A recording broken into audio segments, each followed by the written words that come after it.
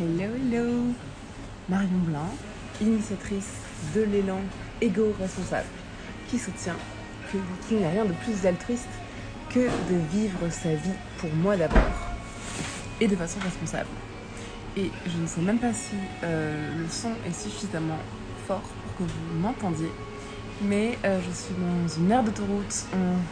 On se dirige progressivement vers le sud après une nuit en Ardèche chez une amie qui m'est chère.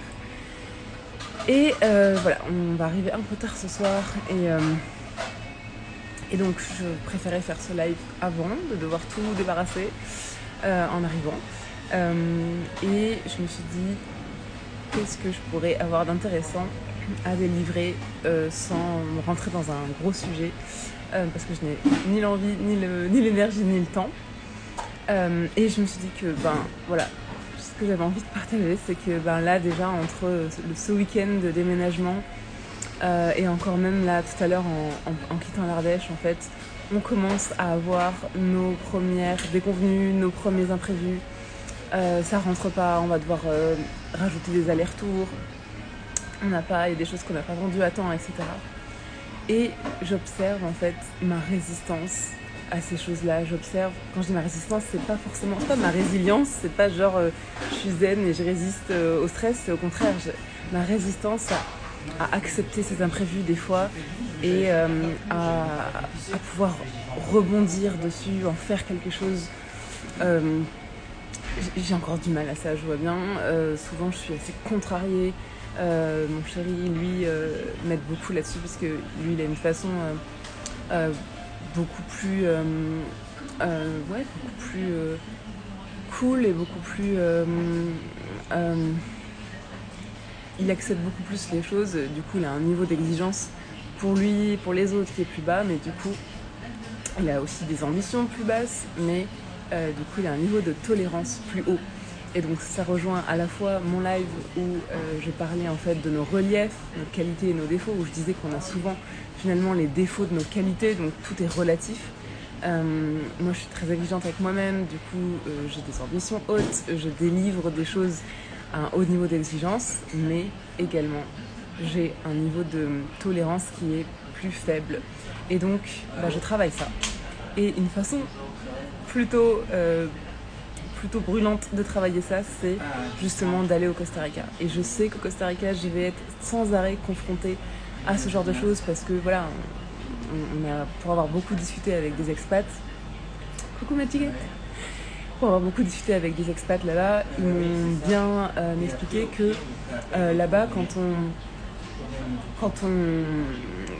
on signe un contrat pour que le carreleur arrive à telle date, eh bien le carreleur n'arrive pas à cette date-là et en plus tout le monde trouve ça normal et donc voilà, on n'a pas de recours particulièrement, on n'a pas de moyen d'obtenir le fait qu'il se dépêche et en plus on peut même pas aller raconter notre misère à notre voisin parce qu'il va pas comprendre, il trouve ça normal.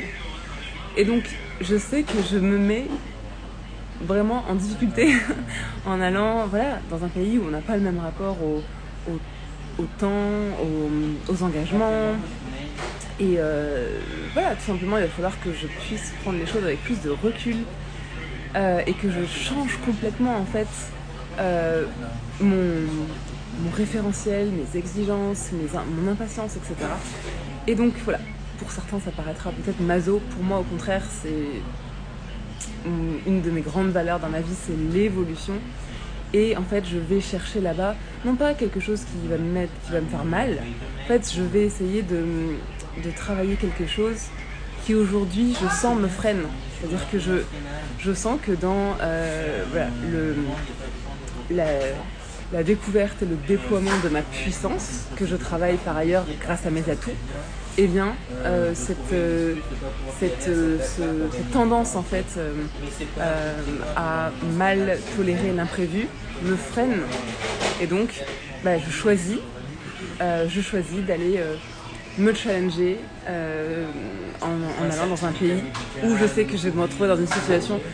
C'est pas que à cause du pays, mais c'est juste la situation où on recommence tout à zéro, où on n'a que des imprévus, où on commence tous les deux nos business à 0 € de chiffre d'affaires et qu'on ne peut pas travailler là-bas en tant que salarié puisqu'on sera dans l'illégalité au début, tant qu'on n'aura pas obtenu la résidence sous au mieux 2 ans et demi. Donc on se met en fait en difficulté, et donc voilà.